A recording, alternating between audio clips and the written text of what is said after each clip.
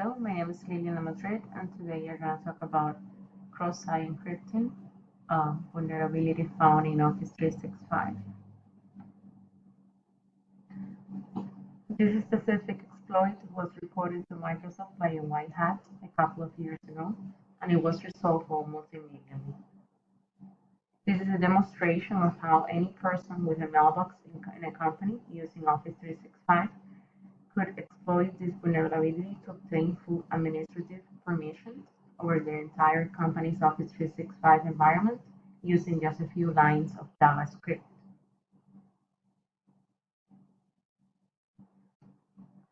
They show this user here, which, as you can see, it doesn't have any administrative permissions assigned.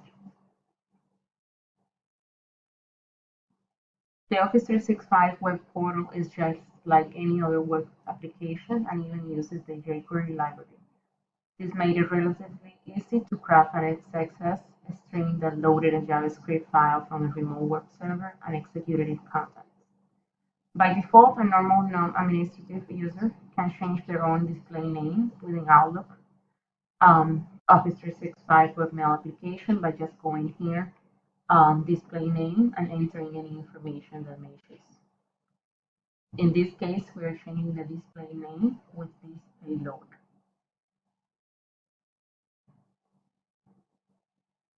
So we just need to log into the webmail, understand the user, and replace the complete display name with these string characters that you can see here. The jQuery gets a script function which loads a malicious JavaScript file and executes a function called C. Now that the display name contains the payload, we just need to wait for any administrator to log into the web portal to do some business. And as soon as they click on any of the links for the payload, they will be executed. Here on this code, we can take a look to what this Java file is going to do. It would actually launch two iframes. The first iframe will create a new user, as you can see here at the top. The name of this user is HackerAdmin, and we'll give the user global administrator roles, and we'll send the new account info to the email address that we will enter here. The second option will launch a second iframe that will edit the account of the user back to the original display name, so the person won't notice that it has been hacked.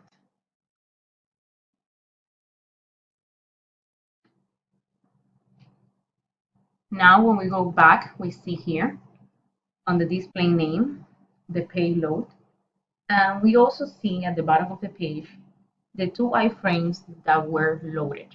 As you can see here is the iframe 1 and the iframe 2.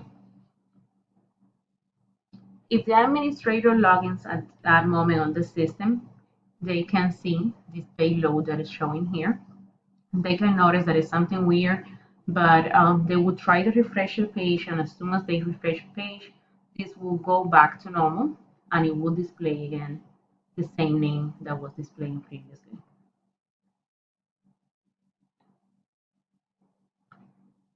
Now we can see that the account that we created previously is showing on the system. The user won't even notice this, the administrator, because they have many accounts and they won't notice just one more name on the system. If we click on this account that was created, we see that this person is now a global administrator. The email that we entered in the system previously is here, so we will get at this email the username and password information. And as long as we get this, we will have complete access to this system. So we will be an administrator with full rights, and we will be able to create accounts and delete accounts from the system. This is a perfect example of a very simple exploit which has a huge possibility to cause billions of dollars worth of damage. As we move farther into the cloud, we need to be more aware of the potential security security risk. There are some large high-profile companies now using Microsoft Office 365 that they would be very concerned to hear about this type of exploits. This is the reference that we use, which is the website where we get this information from. And here on YouTube, you can see a complete video from the same company where they demonstrate the complete exploit. If you want to see it, you can go there and watch the whole information.